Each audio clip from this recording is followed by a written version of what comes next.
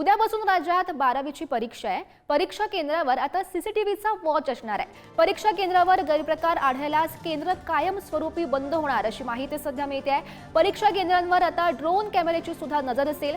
विद्यार्थ्यांना अर्धा तास अगोदर परीक्षा केंद्रावर उपस्थित राहावं लागेल। 2018 पासून खरं तर गैरप्रकार झालेल्या केंद्रावरील केंद्र प्रमुख सुद्धा बदलले जाणार अशी ही माहिती समोर येते आहे। परीक्षेमध्ये गैरप्रकार करताना कुणी आढळल्यास थेट फौजदारी गुन्हा दाखल होईल। कॉपी करण्यासाठी सहकार्य करणाऱ्यांवर सुद्धा थेट गुन्हा दाखल केला जाणार आहे। परीक्षा केंद्रावर गैरप्रकार आढळल्यास केंद्र कायमस्वरूपी बंद होईल।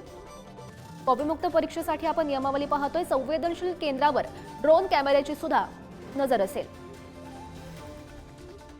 सर्व परीक्षा केंद्रावर सीसीटीव्ही कॅमेऱ्यांची सुद्धा नजर राहणार अशी माहिती समोर आली आहे।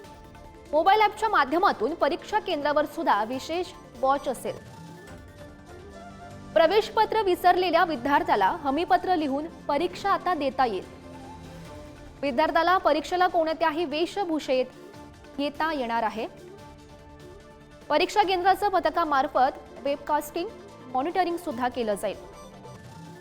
जिल्हा आणि तालुका स्तरावरून विशेष भरारी पथक सुद्धा या निमित्तानं त्या ठिकाणी असेल।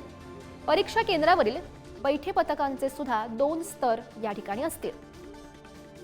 संवेदनशील केंद्रावर जास्त बंदोबस्त सुद्धा तैनात करण्यात आलाय। राज्य परीक्षा मंडळाकडून भरारी पथकं आता नियुक्ती करण्यात त्यांची आलेली आहेत। कॉपीमुक्त परीक्षेसाठी आपण ही नियमावली बघत होतो।